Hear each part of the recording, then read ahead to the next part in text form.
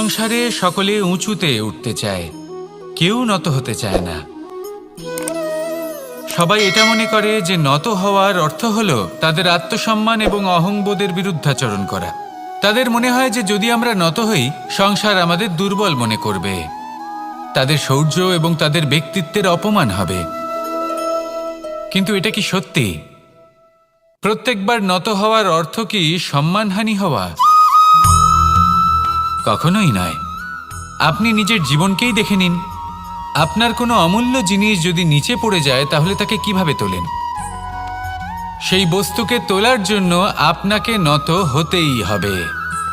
আপনি বড়দের আশীর্বাদ কিভাবে লাভ করেন? আপনি নত হয়ে তবেই তাদের আশীর্বাদ লাভ করতে পারেন, তাই না? ভেবে দেখুন, আপনি একটা পথে হাঁটছেন, আপনি দেখতে চাইছেন যে আপনি সঠিক পথে হাঁটছেন কিনা, পায়ের নিচে কাঁটা পড়ে আছে কিনা। কিভাবে দেখবেন? আপনাকে সেই মাথা নত করেই দেখতে হবে। এর অর্থ কি? অর্থ খুব সহজ। প্রত্যেকবার নত হওয়া অনুচিত নয়, সেটা কোনোভাবেই সম্মানহানি নয়। পরিস্থিতি অনুসারে এবং যেখানে প্রয়োজন আপনি নত হতে শিখে গেলে আপনি অনেক কিছুই লাভ করতে পারবেন। জ্ঞান, মান, গুণ, বিশ্বাস। সেই জন্য প্রয়োজন এবং পরিস্থিতি অনুসারে নত হতে শিখুন, এতে অনুচিত কিছুই নেই। আত্মসম্মান থাকা অত্যন্ত প্রয়োজনীয়, কিন্তু তা যেন কখনো অহংকারে পরিণত না হয়। এই বিষয়ে অবশ্যই নজর রাখবেন এবং আমার সাথে ভালোবেসে বলবেন, রাধা রাধা। কখনো কোনো বৃক্ষকে দেখেছেন? এই ধরিত্রী থেকে ততটুকুই জল নেয় যতটুকু তার প্রয়োজন। কোনো প্রাণীকে দেখুন, এই প্রকৃতি থেকে ততটুকুই খাবার গ্রহণ করবে যতটুকু তার খিদে রয়েছে। খিদে মিটে গেলে আর খাবে না। এবার মনুষ্যকে দেখুন, সে নিজের জীবনে যা কিছু পেয়েছে, বস্তু, ধন, খাবার, শক্তি, প্রয়োজনের থেকে অনেক বেশি লাভ করার চেষ্টা করে থাকে। প্রয়োজনের থেকে বেশি যদি পেয়েও যায় তাহলেও তার কম মনে হয়। এবার এরকম ঠিক কেন হয়? এর পিছনের কারণ কি? কারণ হলো লোভ। লোভের আগুন কিছু এমন হয়, যদি মানুষের মনে একবার প্রজ্বলিত হয় তাহলে শুধু বাড়তেই থাকে। ততক্ষণ বাড়বে যতক্ষণ না আপনি নিজে তাকে বাধা দিচ্ছেন। তবে এই লোভের আগুন নিয়ন্ত্রণ করা সম্ভব। পরিমিতিবোধ, পরিমিতিবোধের চিন্তা। আপনাকে শুধু নিজেকে একটা সরল প্রশ্ন করতে হবে। যখনই মনের মধ্যে কোনো বস্তুর প্রতি, শক্তির প্রতি, ধনের প্রতি, ভোজনের প্রতি লোভ বেড়ে যায়, নিজেকে প্রশ্ন করুন, এটা কি আমার কাছে ততটাই প্রয়োজনীয় যতটা একটা বৃক্ষের কাছে জল, যতটা একটা প্রাণীর কাছে ভোজন? এটা কি ততটাই প্রয়োজনীয়? যদি উত্তর না হয় তাহলে নিজেকে সেখানেই বাধা দিন। সেই ভাবনা সেখানেই ত্যাগ করুন, কারণ সেটাই হলো লোভ। ঠিক এইভাবেই প্রয়োজনীয়তার চিন্তা করে আস্তে আস্তে এই মন নির্লোভ হয়ে উঠবে। আর এই মন প্রসন্ন হয়ে বলবে, রাধা রাধা। মানুষের জীবন দেখলে এতে সংকটও আসবে, বিপদও আসবে, অনেক সমস্যাও আসবে। কখনো কখনো এমন সময় আসবে যখন আমাদের আপনজনের থেকে সাহায্য চাইতে হয়। আমরা সাহায্য চাই আর তারা সাহায্য করেও দেন, আমাদের সংকট থেকে মুক্তও করে দেন। কিন্তু যখন এই সময় বদলে যায়, যখন সুখের সময় আমাদের জীবনে আসে, তখন আমাদের মনে একটা অহংবোধ জেগে ওঠে। মনে হয় উপকার আবার কি? সেই ব্যক্তি সাহায্য করেছিলেন তাতে কি? উনি তো নিজের কর্তব্য পালন করছিলেন। সেই ব্যক্তি আমাদের ধন দিয়েছিলেন যখন প্রয়োজন ছিল, তো আমরা সেই ধন তো ফিরিয়ে দিয়েছি, উপকার কিসের? এই ভাবনা অনুচিত। যদি কোনো ব্যক্তি আপনাকে সাহায্য করে থাকে যখন কেউ করেনি, যখন আপনার সবথেকে বেশি প্রয়োজন ছিল, সেই সাহায্য অমূল্য, আর সেটা উপকারী বটে। যদি কেউ উপকার করেন তাহলে বিনম্র চিত্তে ভালোবেসে আজীবন তার উপকারের প্রতি কৃতজ্ঞ থাকুন। কারণ সত্যি কথা বলতে এই সংসারে উপকার করার মতো ব্যক্তি খুব কম রয়েছেন, আর উপকারের কথা মনে রাখেন এমন কৃতজ্ঞ ব্যক্তি আরও কম। সেই জন্য জীবনে কৃতজ্ঞ থাকুন আর আমার সাথে ভালোবেসে বলুন রাধা রাধা। জ্ঞান এবং অহংকার, এই দুইয়ের মধ্যে সম্পর্ক কোথায়? সম্পর্ক ঠিক সেরকম যেরকম হাত এবং কাকনের, যেমন চোখ এবং দৃষ্টির সম্পর্ক। এবার আপনি বলবেন এ আমি কি বলছি? জ্ঞান এবং অহংকারের এমন সম্পর্ক কি করে হতে পারে? দেখুন, যে ব্যক্তি জ্ঞানী, যার কাছে জ্ঞান রয়েছে এবং তিনি জানেন যে তার কাছে জ্ঞান রয়েছে, তার মধ্যে নিজে থেকেই অহংবোধ জাগ্রত হয়। খুব কম সংখ্যক এমন জ্ঞানী ব্যক্তি আছেন যারা নিজেদের অহংকারের বিষয়ে আঁচ করতে পারেন। প্রকৃত জ্ঞানী হলেন তিনি, যিনি নিজের জ্ঞানের সদ্ব্যবহার করে অহংকারকে দূর করেন। উচিত সময়ে বুঝে যান, নিজের অন্তর যাচাই করে এই বিষয়টা দেখেন যে তার অন্তরে অহংবোধ জাগ্রত হচ্ছে এবং নিজেকে সেখানেই থামিয়ে দেন, যাতে অহংকারের পথে তিনি অগ্রসর না হয়ে যান। এই অহংকার কখন উচিত, কখন অনুচিত, কখন প্রয়োগ করা উচিত, উচিত নয়, কখন বাধা দেওয়া উচিত, এটা শেখা অত্যন্ত প্রয়োজনীয়। আর যদি এটা আপনি শিখতে পারেন, তাহলে আপনি একজন জ্ঞানীও হয়ে উঠবেন এবং সুখীও থাকবেন। তাই মনে রাখবেন, এই জ্ঞান নিয়ে কখনোই অহংকার করবেন না, বরং সবসময় নিজের অহংবোধের বিষয়ে প্রকৃত ধারণা রাখবেন। আসুন আমার সাথে ভালোবেসে বলুন রাধা রাধা। আপনি অবশ্যই কোনো গাছ দেখে থাকবেন যেখানে অনেক ফল রয়েছে। সেই গাছের ডালগুলি নিজে থেকেই নত হয়ে যায়। কেন? যাতে মানুষ, প্রাণী, এরা সকলে যাতে সেই ফল খুব সহজে গ্রহণ করতে পারেন। এটাই হলো প্রকৃতির শিক্ষা, এটাই হলো প্রকৃতির নিয়ম। মানুষেরও কিছুটা এরকমই হওয়া উচিত। যদি আপনি সাফল্যের চরম সীমায় পৌঁছে যান, অনেক বেশি ধন অর্জন করে ফেলেন, তখন মনে রাখবেন যে আপনি যেন অহংকারী না হয়ে পড়েন। বিনম্র থাকতে হবে। সেই ধনকে ব্যবহার করতে হবে উচিত কাজের জন্য। সেই ধনের দ্বারা সমাজের মঙ্গল করা উচিত। সকল মানুষকে সাহায্য করা উচিত যাদের ধনের অভাব আছে। যদি ধনী হওয়া সত্ত্বেও আপনি ধনের সদ্ব্যবহার এই সমাজের মঙ্গলের জন্য, তার ভালোর জন্য না করেন, যদি আপনি ধন দান না করেন, তাহলে এই ধন অহংকার রূপী বিষে পরিণত হয়ে আপনাকেই নাশ করবে। তাই ফলে ভরা গাছের মতো নত হয়ে থাকুন, বিনম্র হয়ে থাকুন, দান করুন আর আমার সাথে ভালোবেসে বলুন রাধা রাধা।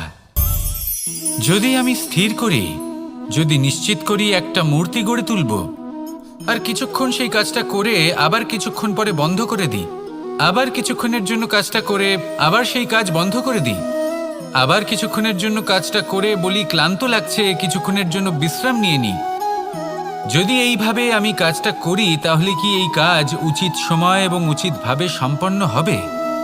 কখনোই নয়। শুধু তাই নয়, যে কোনো কাজ যদি পূর্ণ করতে হয়, উচিতভাবে করতে হয়, উচিত সময়ের মধ্যে করতে হয়, তাহলে প্রয়োজন সততার এবং অখণ্ড প্রচেষ্টার।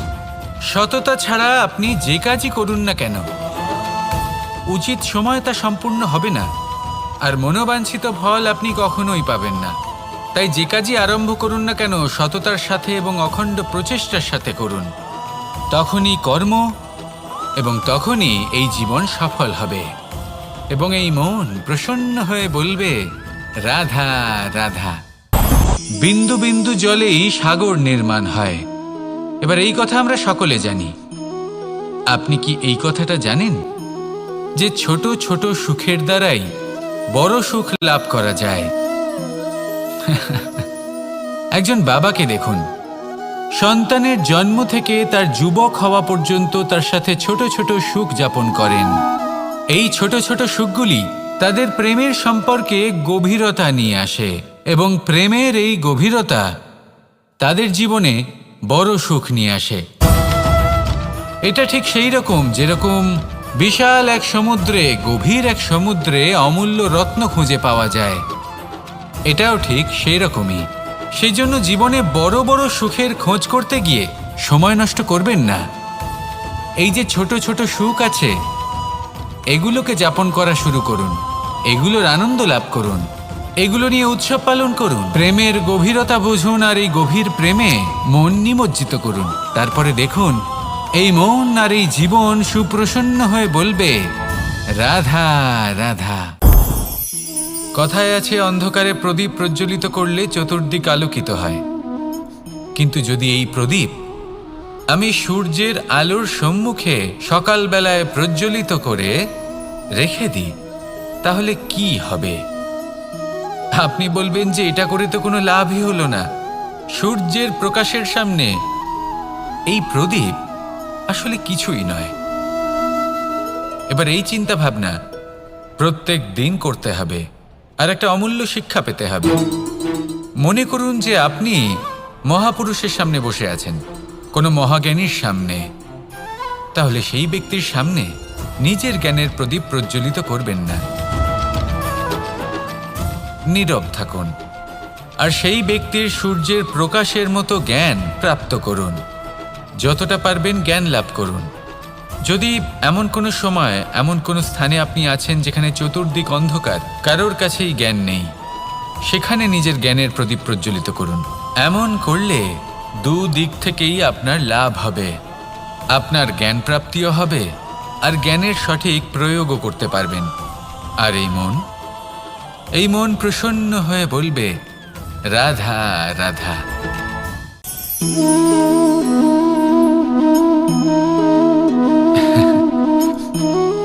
ঘুমের মধ্যে আমরা বিভিন্ন ধরনের স্বপ্ন দেখি, কিছু সুখের, কিছু দুঃখের, কিছু অত্যন্ত ভয়ানক। কিন্তু সত্যি কথা বলতে এর উপর আমাদের কোনো নিয়ন্ত্রণ নেই। কিন্তু আমি এমনও কিছু ব্যক্তিকে দেখেছি যারা খোলা চোখে স্বপ্ন দেখেন এবং তা যাপন করেন। নিজেদের একটা আলাদা স্বপ্ন নগরী আছে ওনাদের, সেখানেই জীবনযাপন করেন। আসল বাস্তবটা কি তাতে ওনাদের কিছুই যায় আসে না। এমন কিছু মানুষ আছেন যাদের কাছে বিন্দুমাত্র জ্ঞান নেই, সে না হয় ঠিক আছে, কিন্তু জ্ঞান এমনভাবে প্রদান করবেন যে মনে হবে সংসারের সমস্ত জ্ঞান তাদের কাছেই রয়েছে। এমন কিছু মানুষ আছেন যারা ভালোবাসতে জানেন না, আর তাও আমি মেনে নিলাম, কিন্তু কথা এমনভাবে বলবেন তাতে মনে হবে যেন প্রেমের বিষয়ে সবকিছু শুধুমাত্র ইনিই জানেন। এবার আমি এমন কথা অবশ্যই বলছি না যে আপনি এরকম করেন, কিন্তু যদি কোনো ব্যক্তি এরকম করেন তাহলে তার এটা মাথায় রাখা উচিত যে সেই ব্যক্তি অন্য কারোর সাথে নয়, নিজের সাথে অনুচিত করছেন। কারণ এমন কাজ করে উনি নিজের দোষ, নিজের অপগুণ সংসারের কাছে নয়, নিজের কাছে লুকোচ্ছেন। আপনি যদি নিজেকে বুঝতে না পারেন, সম্পূর্ণরূপে নিজেকে আকলন না করেন, নিজের অপগুণ, নিজের দোষ পূর্ণরূপে না বুঝতে পারেন, তাহলে এটা কি করে বুঝবেন যে নিজেকে কিভাবে শুধরে নিতে হবে?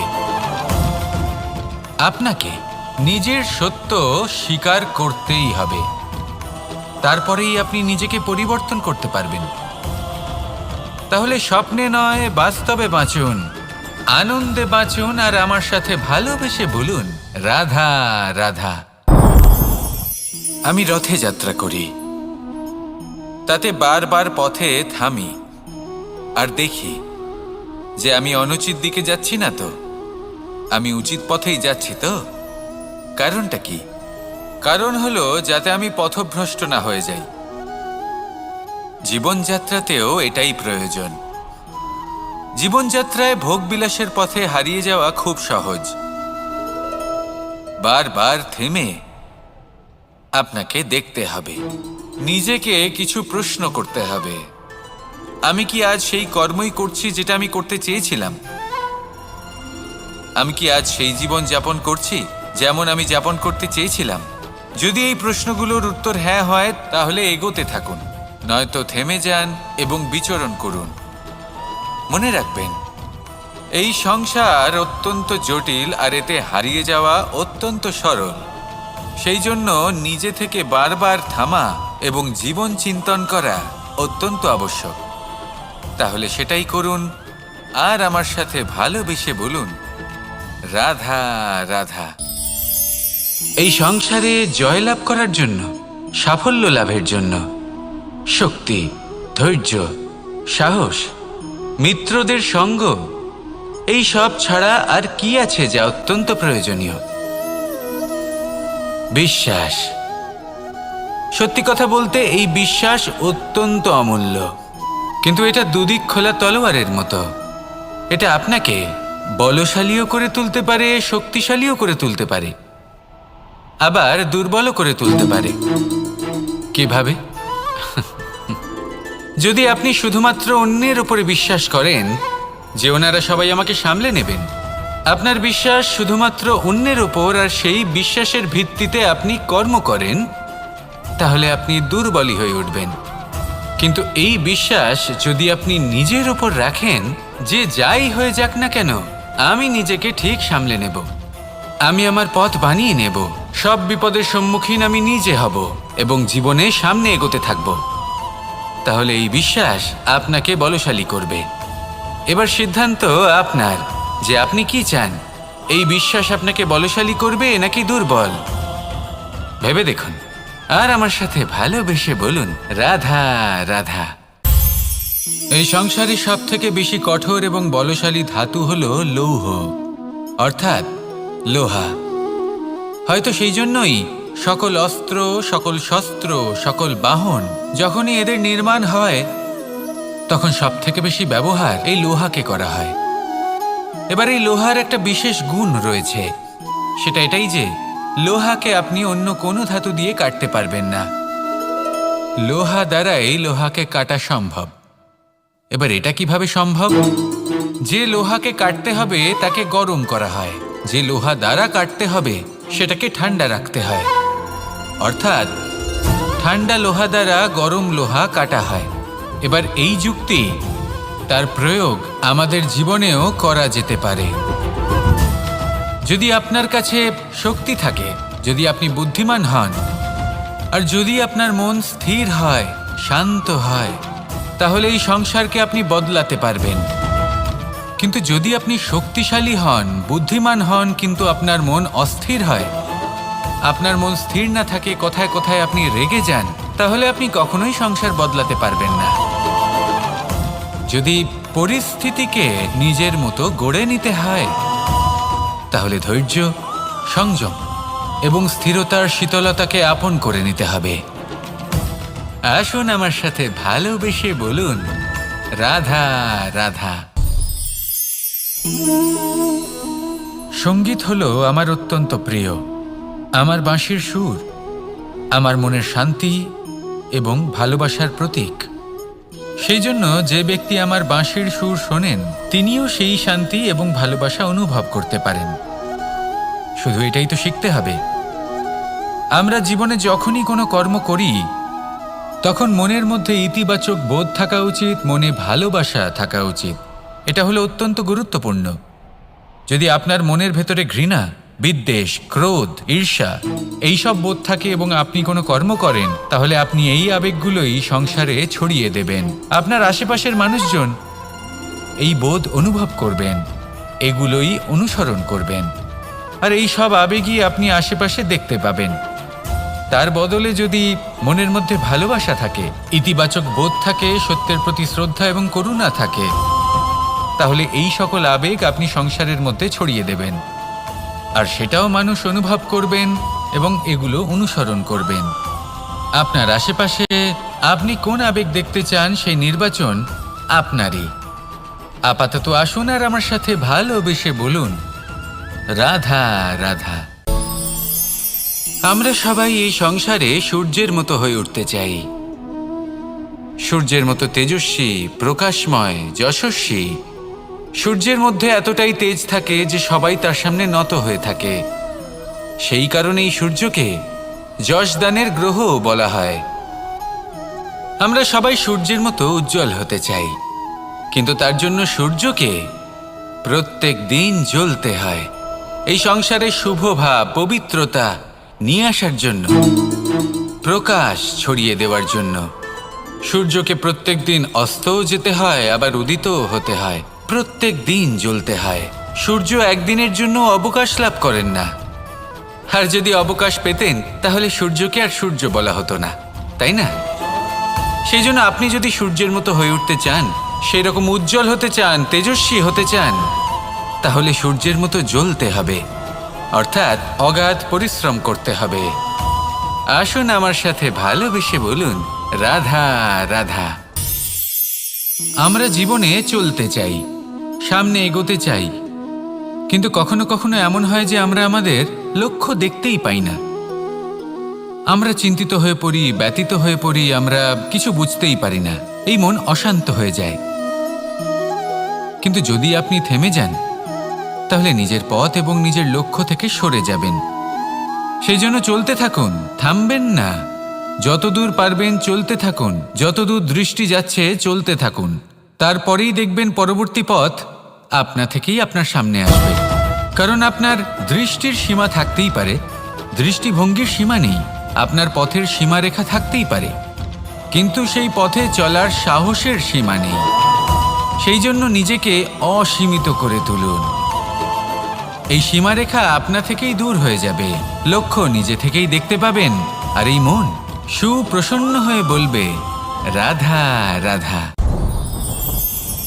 এই সংসারে নির্মাণের বিষয়ে জ্ঞান লাভ করার পূর্বে ধ্বংসের বিজ্ঞান বুঝে নেওয়াও খুব প্রয়োজনীয়। যখনই আমরা ব্যায়াম করি তখন কি হয়? আমাদের পুরনো মাংসপেশি নষ্ট হয়ে যায় এবং সেই মাংসপেশির স্থানে আমরা নতুন মাংসপেশির নির্মাণ করে থাকি। যেমন একটা নতুন ইমারত গড়ে তোলবার পূর্বে পুরাতন ইমারতকে ভঙ্গ করে দিতে হয়, তবেই তো সেই স্থান সজীব হবে, ঠিক কিনা? এবারে জ্ঞান এবং বিজ্ঞান ছাড়াও এমন কিছু আছে যা কিনা অত্যন্ত গুরুত্বপূর্ণ। তা হলো সীমা পার করে যাওয়া। এই যে সীমা, এই যে নিয়ম, তা মানুষের জন্যই বানানো, তাকে নিয়ন্ত্রণ করার জন্য তৈরি করা হয়েছে। এমন অনেক সীমা, এমন অনেক নিয়ম মানুষের জন্য অত্যন্ত মঙ্গলকারী। কিন্তু কিছু এমন সীমা আছে, কিছু এমন নিয়ম আছে যা মানুষের লঙ্ঘন করে যাওয়া অতি আবশ্যক। যতক্ষণ না এই সীমা লঙ্ঘন করছেন, নিজের নতুন অস্তিত্বকে খুঁজেই পাবেন না, সেই স্থানে পৌঁছতেই পারবেন না যেখানে সংসার তাকে চিরস্মরণীয় করে রাখবে। সেই জন্য জীবনে যাই করবেন, সীমা অতিক্রম করে যান। যদি পরিশ্রম করেন তাহলে সীমা অতিক্রম করে পরিশ্রম করুন। যদি লক্ষ্যের দিকে অগ্রসর হন তাহলে সীমা অতিক্রম করে অগ্রসর হন। কোনো সীমারেখা যাতে না থাকে, সেই সর্বোচ্চ স্থান দেখুন এবং অগ্রসর হন। এই সংসারে অগ্রসর হওয়ার জন্য এই সীমারেখা বুঝে নেওয়া এবং তা অতিক্রম করার জ্ঞান লাভ করা প্রয়োজনীয়। আসুন আমার সাথে ভালোবেসে বলুন, রাধা রাধা।